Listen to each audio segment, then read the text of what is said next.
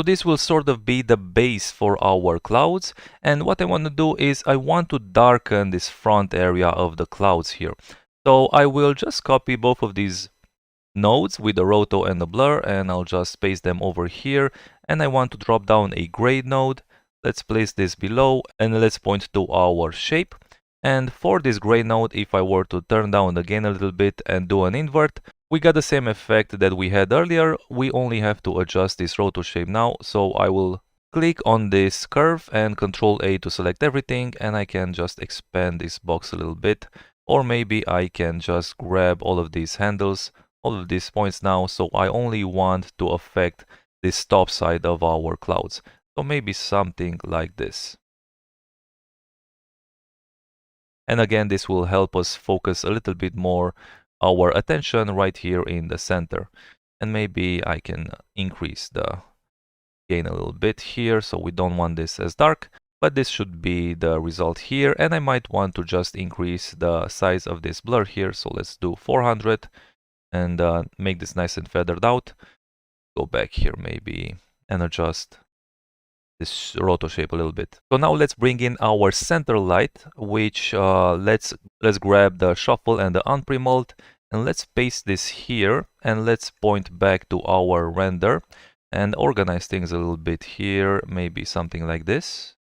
Okay, so for this shuffle, let's go ahead and select our volume center. So after this premult, we can drop down a grade, and I just want to scale this down a little bit, maybe increase the gamma. Let's add another grade node for our color. Make this nice and blue. Maybe something like this. And I just want to add this on top of what we have. So let's set the operation here to plus. And this should be the result.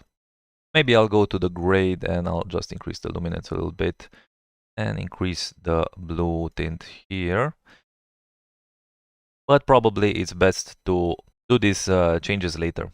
I also want to add from this layer, I'll add a blur node, and I'll just increase the size here quite a bit, or maybe not so much, and add a grade node and just gain this down a little bit and merge this on top of everything, so we can have sort of like a soft haze around this center region. So if I set the operation here to screen, we can see this will be the result. So we add a slight haze over this center highlight here. So this will be fine. And let's go ahead and see how we can add this to our main chain, which will be the sky so far. From here, I want to drop a copy node. So I'll press K on my keyboard for the copy node. And let's copy the alpha from our main render. So let's point our second input over here, which essentially points to our main render, and let's organize these nodes. So for this copy node, I actually want to reverse the inputs. I want to copy from A to B, so I'll press Shift X, and by default the operation is set from alpha to alpha, and if I press A, we have the alpha from our original layer. And now if we do a premult, we will get rid of this fringe, and we have the alpha channel. So essentially we could now just drop in a merge, and let's point the B layer to our sky. So let's bring this up and point to our sky, and here we have it. Now this actually looks pretty good. This fits pretty nicely with our sky, but obviously we still have this harsh edge of our clouds, so we can grab another set of the roto shape with the blur. And let's bring this here, and let's point our mask for this merge operation to our roto shape. So let's go ahead, double click this roto shape, and I want to adjust this so we only fade out this bottom half of our clouds. So let's grab some of these points, and I'll just bring these up, and I'll bring this other point here, and hopefully you can already start to see where I'm going with this. We can just adjust this shape, and maybe I want to have a lesser blur here, so maybe 200, and we can still adjust this shape slightly more. So we end up with something like this. Okay, this should be fine. Now it's fading off nicely here towards the edges on the sides, but we still have this sharp cut off here in the center. And what we can do for this It's not really the recommended method, but in this case, we could get away with it.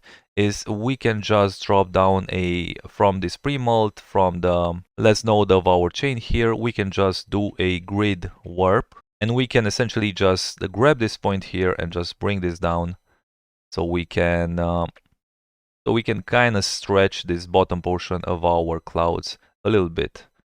Let's make this something a little bit more circular, maybe something like this. And let's maybe also adjust this roto shape a little bit. Okay, I think this will be fine.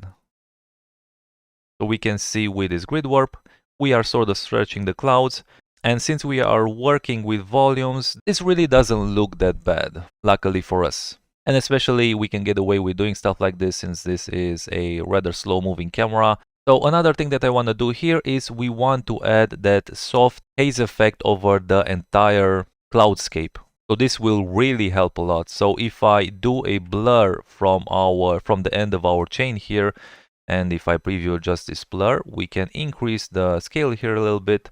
We can drop down a grade, and maybe I'll reduce the gain slightly, and I can merge this back into our chain. And let's preview the final result and set the operation here to screen.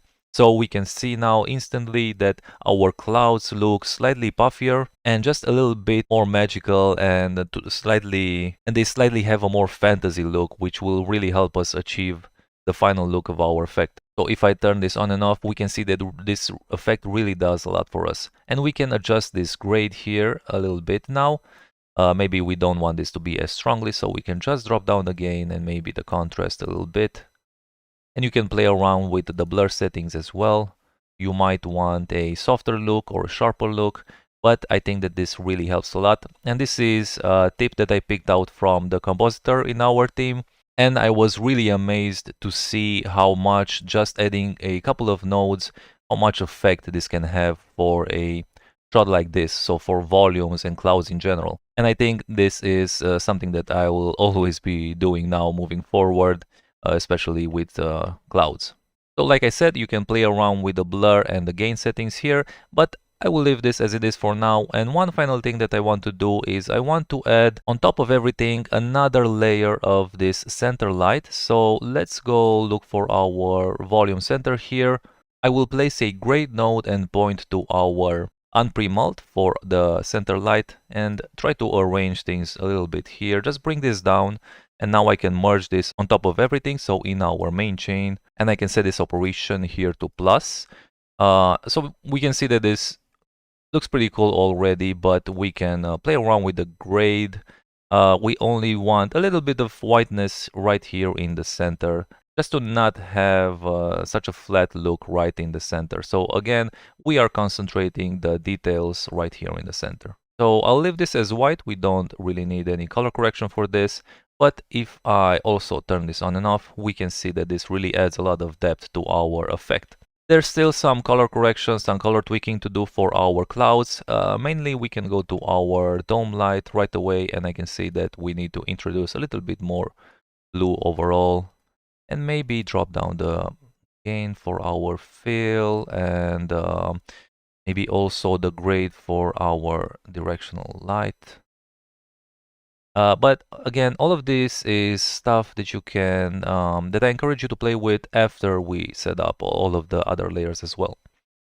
And maybe increase, or rather decrease this grade along the border here towards the top with our mask. Okay, and also the sky might benefit from having this slightly lower scale. Actually, I think this looks fine because we will add additional layers here on top of everything. But I think this is a good starting point, so we can move forward now. So let's add on top of everything, let's try to darken out all of this area over here, and we can do this with the same grade node that we used earlier, or rather the same roto shape, which is this one. Let's add a grade node and point to our shape. and turn the gain down for this gray node, and let's do an invert. All right, and maybe I want to soften this up a little bit, so I'll increase the blur to maybe 300 and turn the grade down, and maybe we can also adjust our roto shape a little bit. But I think this will mostly work out pretty good.